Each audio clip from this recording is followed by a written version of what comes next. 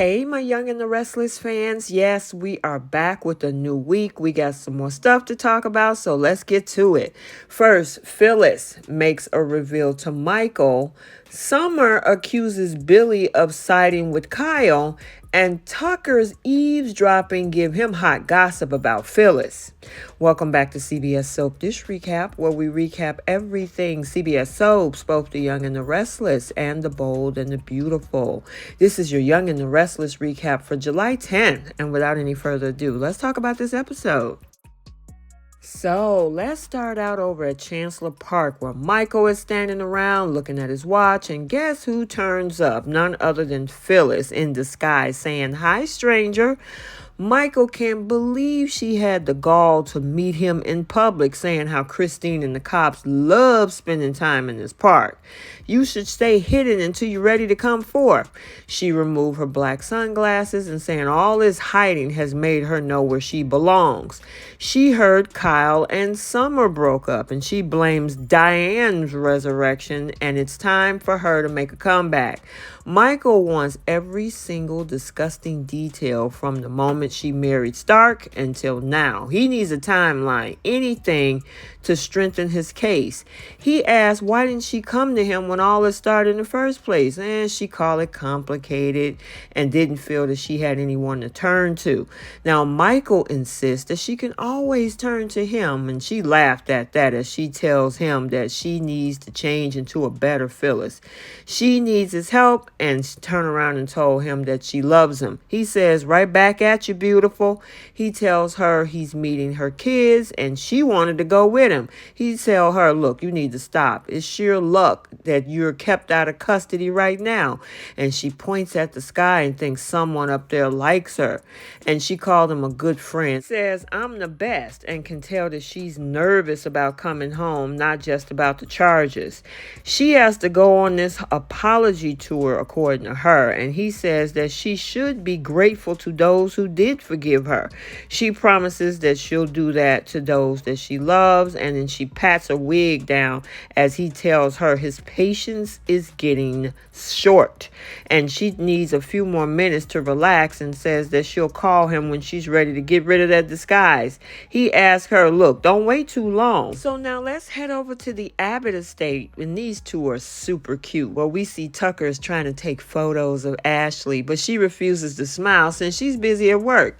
He finally convinces her to smile, and she starts to laugh as he continued taking photos of her. They started making out, and guess who walks in? Diane. She was like, "Oh, for the love of God, just get a room." Tucker get even more amorous, and at this point, Diane is fed up. She tells Ashley, "Look, I don't buy the fact that you still don't like Tucker." And Ashley was like, "You know what? You're right. Tucker, I hate you." And then she starts making out with him again, leaving pretty much Diane exasperated. Later, Tucker tried to take more photos, but Ashley shoves him.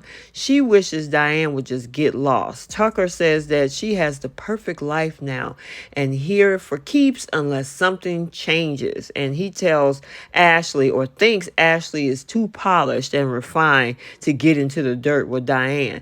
Now, Ashley thinks, "You know who can do it? I bet you Phyllis can do it." Tucker tries to come up with some ideas to get rid of Diane, since he knows that if Phyllis returns, she will be so busy defending herself that she might not even have the time to get rid of Diane. So he's looking at a new plan.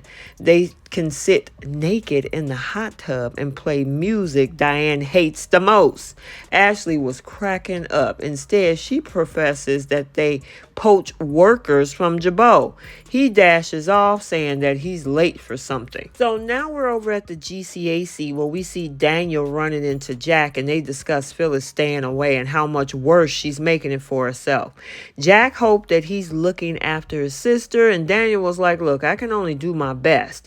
Jack thinks Daniel's a good man, and he admits that he had first-rate role models. And then Daniel stares over at Lily, loses his train of thought, Jack notices Lily smiling and waving and that whole lovey-dovey expression on Daniel's face.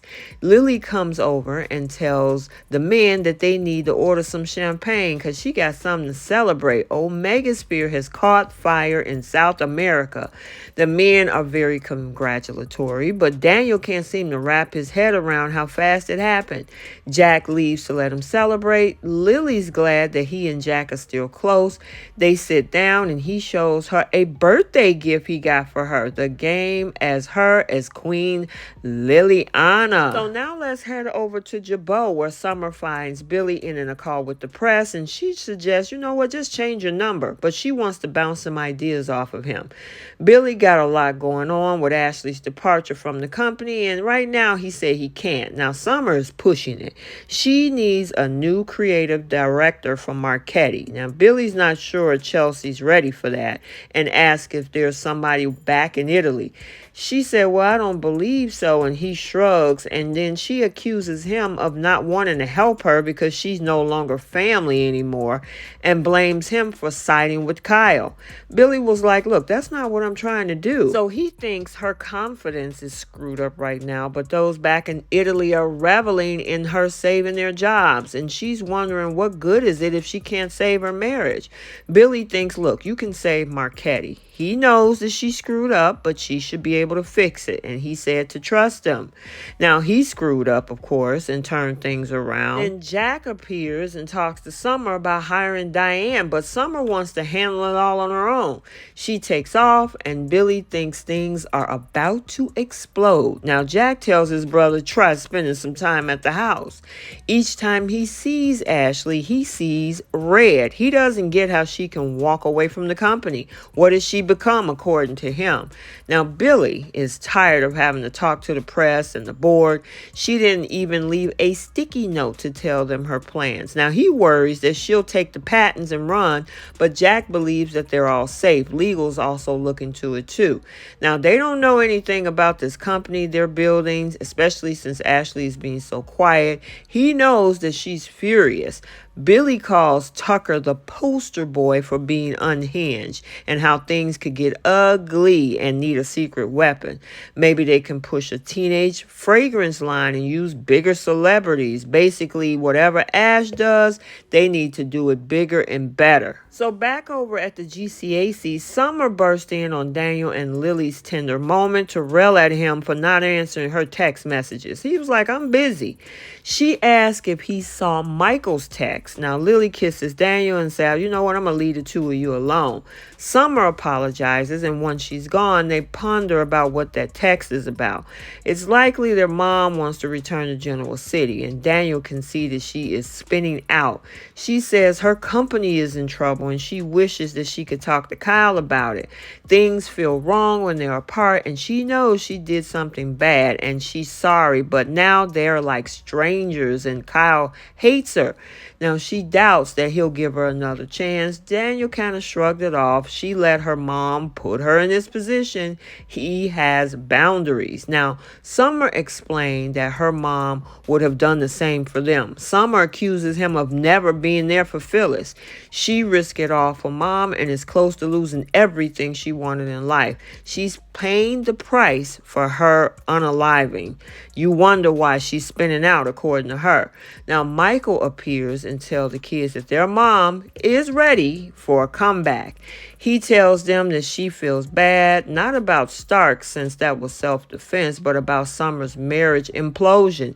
She wants to find Carson, that EMT, and it's a lot to ask for in finding him, but Summer is going to do whatever it takes to assist her mom. However, guess who's sitting off in the corner eavesdropping? None other than Tucker, sipping on a drink, listening to all of the details. So now we're back over at Chancellor Park where Phyllis is sitting alone and she starts daydreaming about Diane yelling at her for everything that she's done, where she's sniping at her about how she screwed over her kids and Jack.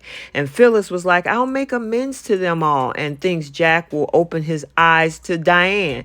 She sure wasn't able to, and Diane thinks that if she disappeared right now, people would think she pulled a Phyllis and ran away like the coward that she is.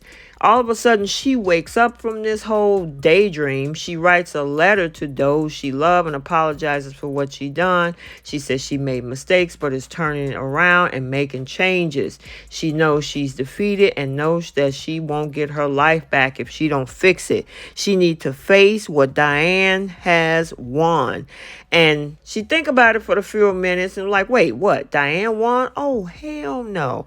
I am out of hiding, ready or not. Here I come, guys. And this time I'm going to finish what I started. And she walked out and looking confident.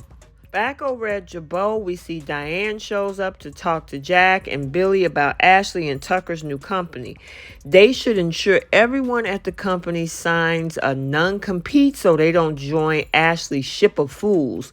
Now, Billy thinks that this is going to hurt them, but it also makes them stronger. He goes, Jack ponders, why the heck their happiness is a threat to everyone that they know. She shrugs it off and says that she survived prison pizza, and she's so positive that Jack begs her to marry him now.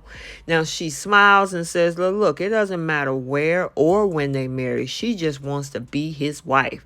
They kiss and he says that he wants to run away with her. She reminds, look, we got work to do.